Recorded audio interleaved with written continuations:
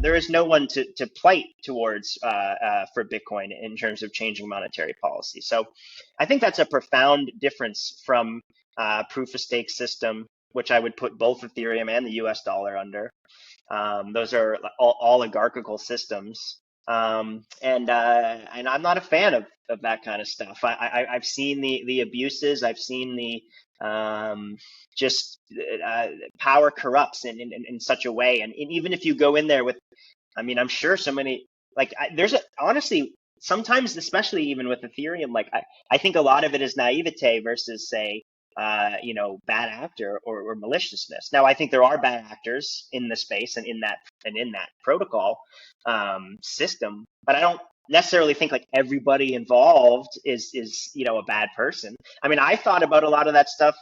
I wrote a theoretical white paper for a nonprofit that I was working on that was a proof of stake system a couple years ago. Looking back on it, it's a Ponzi scheme, right? And I never executed it. I never did it. It was sort of a thought experiment.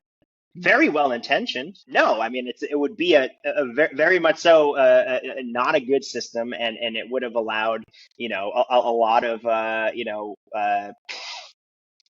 could have theoretically taken advantage of the system in so many ways, being the person that theoretically could have created this thing.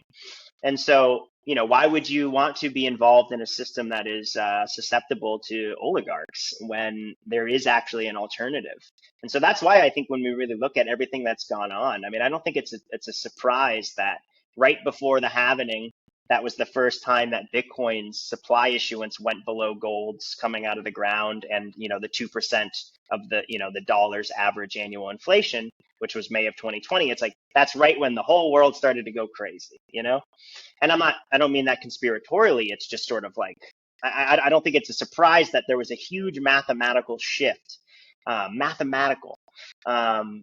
as someone, we all know how much money really controls so much of us, of our incentive structures on a personal level, societal level.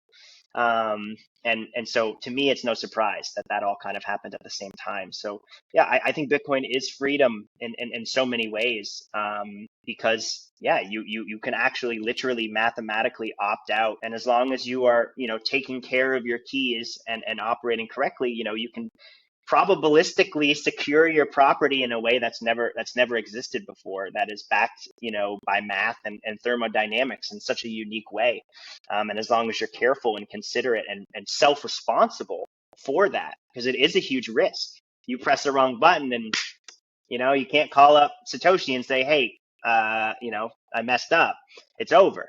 And so with that comes great responsibility, but that responsibility is so worth it. So that would be my answer. I didn't really talk about CBDCs too much, but to me, CBDCs in a lot of ways are almost sort of a red herring, where I think the stable coins that we have are like, I almost think the governments would rather probably have a private entity actually be the ones controlling and that's always kind of been a thing.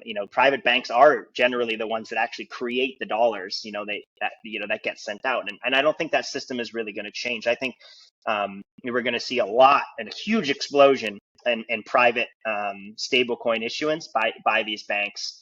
And they're going to be the ones buying up the debt of Jay Powell, and they're going to be the ones really servicing that and trying to get as many users as possible to use a stable coin, so that the inflationary effects of their money printing is lessened by increased demand, right? So